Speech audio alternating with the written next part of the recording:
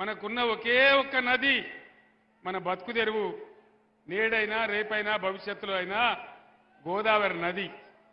మీరు పేపర్లలో చూస్తా ఉన్నారు, టీవీలలో చూస్తా ఉన్నారు.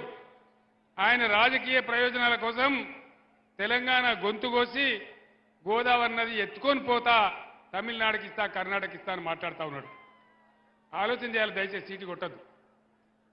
గోదావరి నదిని నేను తీసుకొని పోతా అని బాజాప్తా ఓట్లు పడే టైంలో నరేంద్ర మోడీ రాష్ట్ర ప్రభుత్వానికి నోటిఫికేషన్ పంపించాడు.